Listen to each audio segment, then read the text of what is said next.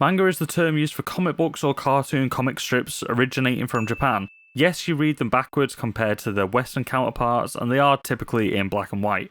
The main selling point behind manga is its insane amount of diversity in style, genre, and subject matter. Where the world of comic books is dominated by the big two, and most comic books focusing around superheroes, action, or sci-fi, manga's seemingly endless wealth of titles can range from anywhere from comedy, romance, horror, medical thrillers, slice of life, ecchi, nihilistic studies of the human condition and mental health through the lens of Sigmund Freud and Carl Jung, mecha, and everything in between. But you didn't come here for me to explain what manga is to you. You came here for hot takes and to find out what manga I've been reading. So this is how I was introduced to manga. So it all started off with my newest addiction, Demon Slayer. After watching season 1 of the anime and falling absolutely in love with the concept and characters, I decided to pick up the manga and see how I felt about getting into reading manga. The motion and design of this manga is stunning, with such a great charm to all its characters, even the villains. I'm so excited to read more, and to meet even more of the heroes and demons we're going to meet while following Tanjiro's journey to restore his sister's humanity.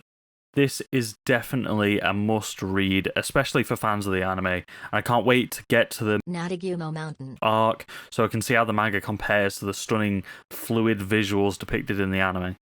Next up, I downloaded the Shonen Jump app and started diving into all the free content available on there. I can't explain how good the app is for picking up new manga, with the first 3 chapters being free to download, leading me into finding some amazing series, and I can't wait to buy them ASAP. So I dove into Jujutsu Kaisen while watching the anime. It's the hottest manga in the world right now after Demon Slayer and Chainsaw Man, and they just can't print copies fast enough in English. Then I moved on to Kaiju number 8 with some of the greatest monster designs I've seen in manga so far. So then I started to read a few others, and you don't need another video talking about My Hero Academia or another hot take on Black Clover. Shonen Jump just put out banger title after banger title, and it's really hard to find a bad Shonen Jump manga. Although I am noticing a trend with Shonen Jump series at the moment where our lead protagonist also happens to be the host body for the villain race, be it demons, kaiju, or cursed spirits. In the last few seconds, I've rattled off at least 3 titles, all in print right now,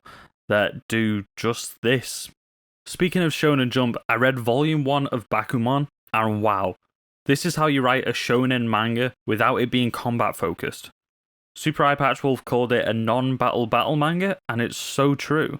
If you want to feel deep inspiration to achieve your goals, then just read this manga. The whole reason I finally decided to make this video was because of how driven and inspired I was after reading this manga. I'm still coming to terms with the fact that this is the same writer as Death Note, jumping from one genre to another, but you can just tell how earnest he is with his writing, and some of the ways he describes the manga industry could only be from the point of view of someone deep within the manga industry.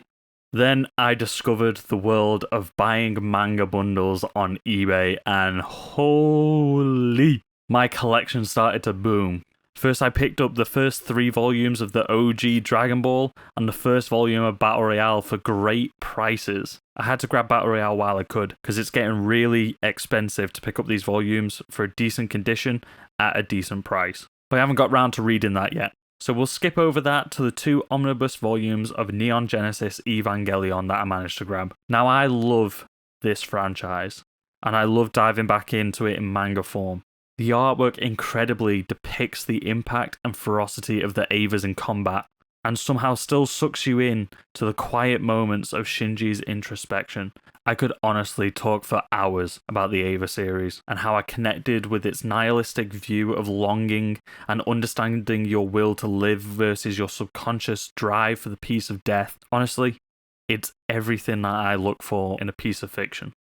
I was gifted a volume of Fairy Tail years ago, so I finally read that, and honestly, I don't think it sucks as much as most people say. It's fun and has a crazy world, sort of in the vein of One Piece, but I don't think it's as good as One Piece, and I think the artwork can be a little lazy. There are plenty more titles that I picked up on eBay, but I haven't got round to reading them yet, all because I got sucked into the world of...